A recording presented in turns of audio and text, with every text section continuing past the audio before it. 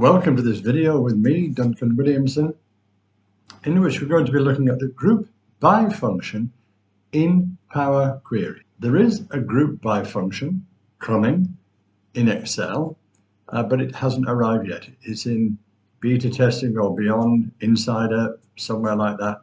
And I've seen it demonstrated and it's quite useful. But for the rest of us, let me demonstrate what group by can do for you from Power Query. And I'm going to use the table you see in front of you now for the demonstration. This is quite a large table. It's 8755 rows deep and it's 50 wide. So it's quite big. It's already in the form of an Excel table. You can see because I clicked on it and that's there. So all I need to do as follows. Click on the data ribbon and from table range. It's opened a new query. Actually, this is the table I'm working from and I've already prepared a number of group by examples. So here's my table, and as you can see, I've already prepared a series of group by examples, and they go from 8755 rows, 15 columns, all the way down to, in this example, 3 columns, what's that, 14 rows. How did I do that? Let me explain. What you do anyway, I'll start you off. If you look at the home ribbon, once you're in Power Query, the first thing you have to do is to copy that table. Unless you want that table, your main table, to become the group by table, then you need to copy it.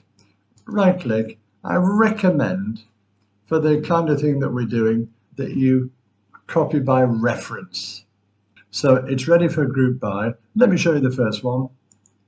The very first simple one I did. The group by function is activated by this on the home ribbon or on the transform ribbon. It's there. And this is how I created this one. I clicked on group by. It opens up and can you see I've activated advanced? If I went back to basic, then you would just see one of these. By clicking on advanced, I can create 1, 2, 3, n levels of grouping and n levels of aggregation. If I kept it basic, it really would be basic. 1 level of grouping and so on.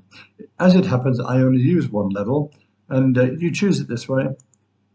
From your columns, your fields, choose the one that you're interested in.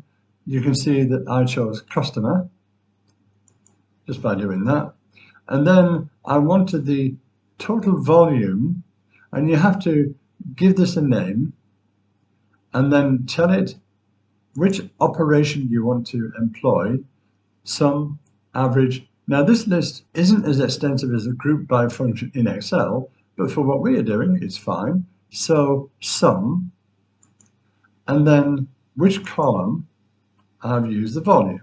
So I just click on volume and I've done the same again. So that's total volume, average volume, by average, from the volume column, and I could add more, but I didn't, so I clicked OK, done already, and this is the result.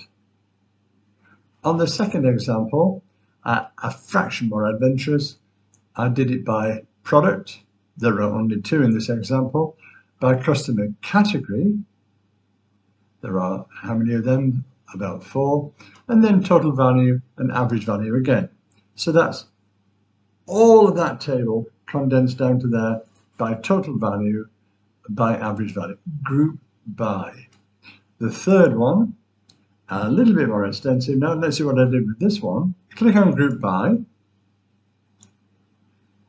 and then advanced, and I've chosen by date and by customer category as my grouping, and then 3 things: sales value, sales volume, total cost, sum, value, volume, cost. Click OK, and this is the table I get with this. Quite large. Even though I've grouped it, it's still quite large. We'll see in a minute what I did with that. Once I've created the group by, what did I do with it? I did a similar one. This one, as you can see here, is group by date, customer, category. And this one, sales data, group by dates. And notice day, month, and year. And then finally, we're ready to carry out group by with this now live. So select the query, group by, basic, as I mentioned, choose one, advanced, choose more than one, choose more than one. Now, what can we choose? Well, but let's do this by customer. Let's just see what we get out of that. By customer. That could be quite extensive. I know they don't have a large number of customers, but you never know, they might have. And then let's do this. Let's do total, again, as always, as I've done several times, total sales. And that means sum. And then I can choose value. Then let's look at average price, average, and dollars per unit. And let's think of one more.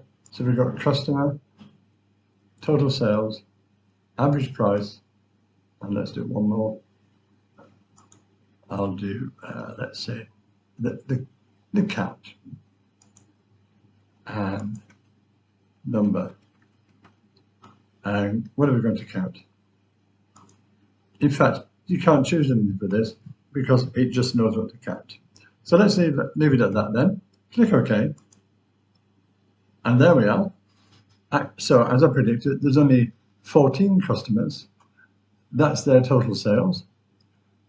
That's their average price. And that's the number of transactions. So we can now click close and load. And you can see all of my queries on the right hand side. And the first one is in memory.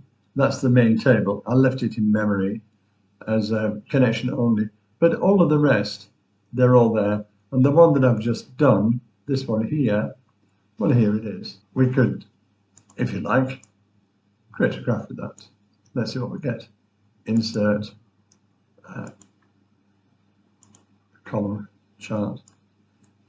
I'll put it down here out of the way. Press Alt to lock it in place, and just do a tiny bit of formatting, get rid of the grid lines, and there we are. Total sales by customer. Should we amend it for that?